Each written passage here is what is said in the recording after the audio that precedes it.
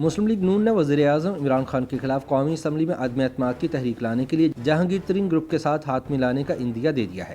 نون league Punjab کے صدر رانا ثناء اللہ خان نے کہا ہے کہ اگر جہانگیر ترین گروپ حکومت کے خلاف تحریک عدم اعتماد لانے کے لیے راضی ہو جائے تو نون لیگ ان کے ساتھ مل کر عمران خان کے خلاف تحریک عدم اعتماد لا سکتی ہے۔ انہوں نے بتایا کہ اس سے پہلے مسلم لیگ نون نے ترین گروپ سے رابطہ کیا تھا لیکن وہ اس کے لیے تیار نہیں تھے۔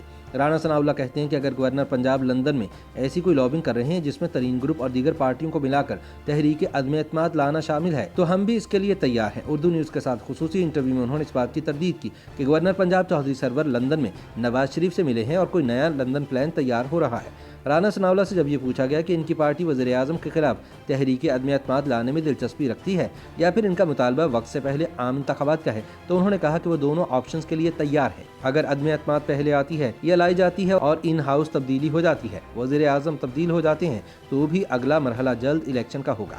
انہوں نے کہا کہ اس حکومت سے جتنی جلدی عوام کی جان چھڑائی جا سکے اور جس طریقے سے بھی چھڑائی جا سکے بہتر ہے۔ عوام اس حکومت کو مزید برداشت کرنے کے متحمل نہیں ہو سکتے۔ جب رانا ثناء اللہ سے سوال کیا گیا کہ خواجہ آصف نے کہا ہے کہ دسمبر تحریک عدم اعتماد لانے کے لیے موزوں ترین موسم ہے تو رانا ثناء اللہ نے نام لیے بغیر کہا کہ عدم اعتماد لانا ایک آئینی اور قانونی حق ہے، لیکن اس کی طرف بڑھنے سے پہلے شور مچانا اور یہ کہنا کہ ہم اس کی طرف بڑھ رہے ہیں معاملات خراب کر دیتا ہے۔ یہ باتیں ایک سیاسی انداز اور رازداری سے ہوتی ہیں۔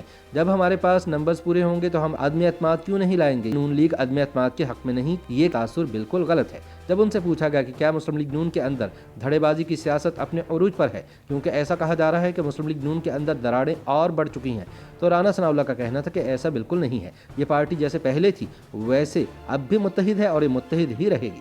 رانا ثناء اللہ کے مطابق یہ افواہیں بے بنیاد ہیں کہ مریم نواز کو کچھ وقت کے لیے سیاست سے دور کیا گیا ہے۔ ان کا کہنا تھا کہ وہ اپنے بیٹے جنید صفدر کی شادی میں مصروف ہیں تو وہ اپنی ذاتی مصروفیات کی وجہ سے 2 ہفتے اگر سیاسی سرگرمی میں سامنے نہیں آتی تو اس کو ہرگز یہ نہ سمجھا جائے کہ مریم نواز کو پارٹی سے الگ کیا جا رہا ہے۔ نواز شریف کی دسمبر میں واپسی سے متعلق انہوں نے بتایا کہ میاں صاحب وطن واپس ضرور آئیں گے جب ایک موزوں وقت ہوگا اور اس کا فیصلہ وہ خود ہی کریں گے۔ YouTube پر گوگلی نیوز دیکھنے کے لیے youtube.com کی سرچ بار میں googly news T V type کریں۔ گوگلی نیوز کے پیج پر سرخ رنگ کے سبسکرپشن والے بٹن پر کلک کرنا نہ بھولیے۔ YouTube پیج پر اپلوڈ ہونے والی ویڈیوز سے باخبر رہنے کے لیے بیل آئیکن پر کلک کیجیے۔ آپ کو ہر نئی ویڈیو کے بارے میں نوٹیفیکیشن موصول ہو جائے گا۔